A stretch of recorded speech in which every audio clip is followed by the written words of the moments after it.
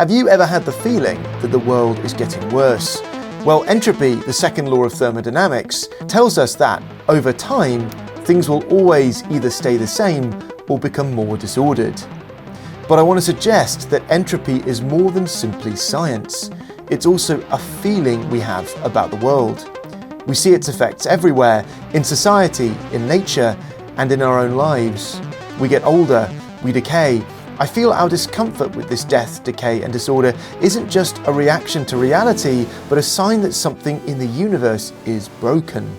And if that's true, is there a reality where it's put right? To help explore that question, I'm joined by Dr. Mark Hucknall, Associate Professor of Thermodynamics. One way of expressing entropy is to understand it as wastefulness. Every process that we engage in, thinking or doing anything, uses energy, converting one kind of energy into another kind of energy. And the second law of thermodynamics says that that process is always inefficient.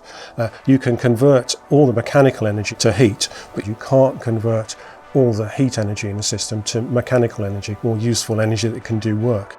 That means that whenever we do anything, whether it's thought or action, there is always waste. Some scientists and some philosophers would link it to the concept of disorder. Whenever something releases energy, it goes from a highly ordered state to a more chaotic state. And so entropy is also a measure of decay. It's a law of nature, if you like. I think that if we use technology properly, it can take us to a better world. But if we don't, I think it can destroy us.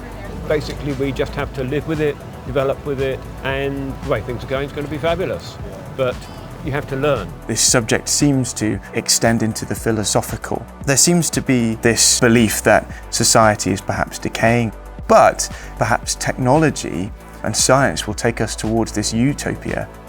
How do we make sense of these two quite differing ideas?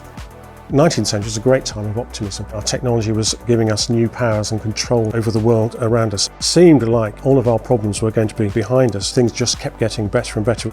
But then the 20th century arrived and that optimism quickly kind of evaporated in 2 world wars. The destruction of human life on that scale was only possible because of scientific progress, because of the tools that science had given us. Human beings are capable of good and we're capable of evil.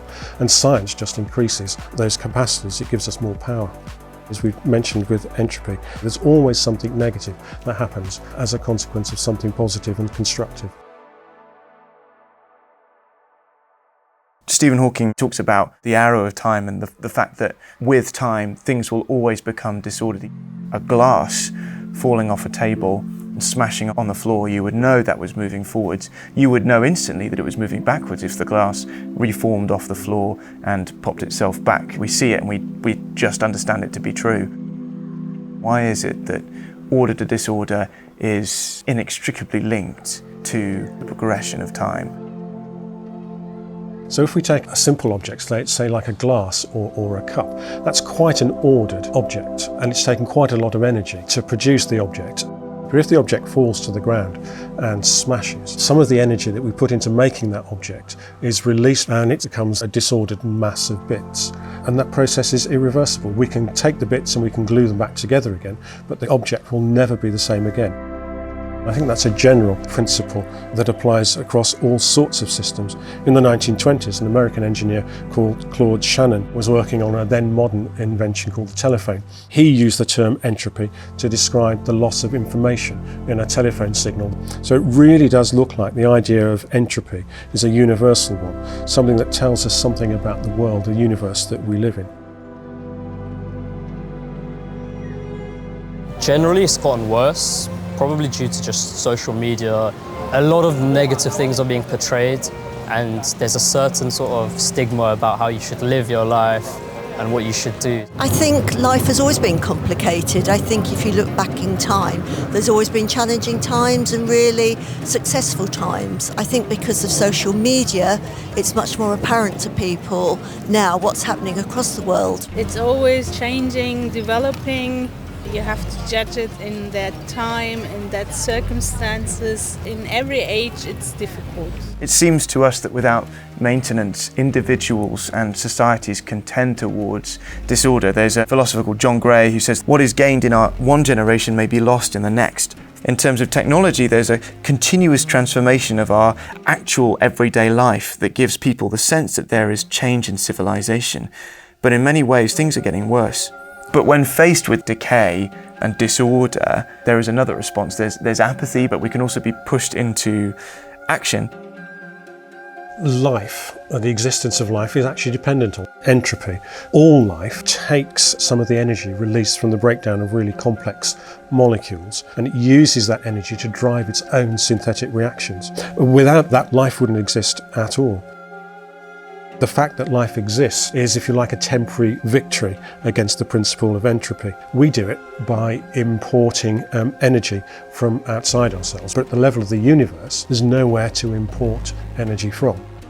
Philosopher Bertrand Russell once said philosophy has to come to terms with the fact that the universe will one day decay to nothing, and everything that exists or has existed in the universe will be utterly lost. It's meaningless. We human beings find it really difficult to exist without meaning. We want to have a positive impact on those around us. We want to have a positive impact on the world. Science is all about finding the significance and the meaning of the patterns that we see. It's pushing back the tide of disorder and that tide of meaninglessness and futility. And that takes, I think, faith and courage. Is almost an act of defiance against the universe and saying, this will not do. We're more significant, we're better than that. We're in charge of our happiness, and I think it's important that you should know your why, like find your purpose. I think the universe will definitely have meaning out there. I think it's more about a journey of trying to find it rather than the universe coming and saying, oh, this is your calling. I think it's within ourselves and within society. I think it's how you use your life. I think it's subject. Is meaning created or sought out in this scenario? Perhaps the reason that we create it, or if we do create it, it's because we're seeking it in the first place. The implication of having that desire for meaning, to me, implies that at some level there is actual real meaning to be found. Just as the physical laws of the universe are objective, is there objective meaning to be found? And in some way, does that objective meaning provide a solution to the objective problem of disorder? I think you're right that we're not content just to protest against and rage against the universe, and we actually want to create something meaningful. We want our lives to be significant and meaningful. And I suspect that that desire is something that's inbuilt in us, that's there as part of our state of being human.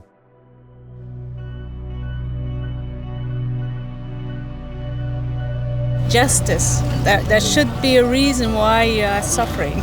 That's the reason why man always looking for. There should be a reason why I'm now in pain. We need desire. I think that what it moves us forward, to have something to decide for. I think there are two real conclusions. Either it's complete disillusionment, there is no meaning to be found and the world is just going to decay, or there's a search for something which perhaps transcends the decay of the universe, something objective, a truth. From death there is growth, so if you look at plants, animals, there is always regrowth. It's mathematical. If you don't live and die, then random events can't happen which lead to development, to evolution.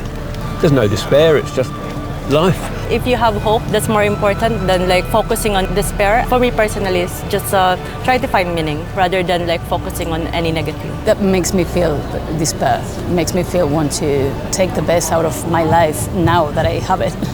The idea that we can create meaning for ourselves and that we can gain temporary victory over the process of decay and loss is all very well, but where does that spring from? And I think inbuilt within us is the desire for something more permanent, a significance and a meaning that is longer lasting, that will outlive us, that will transcend what we are at the moment.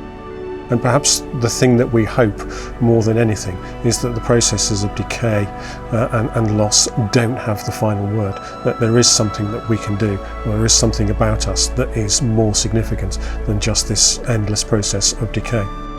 And that really leaves me asking the question, in the face of decay, in the face of entropy, what do we actually hope for?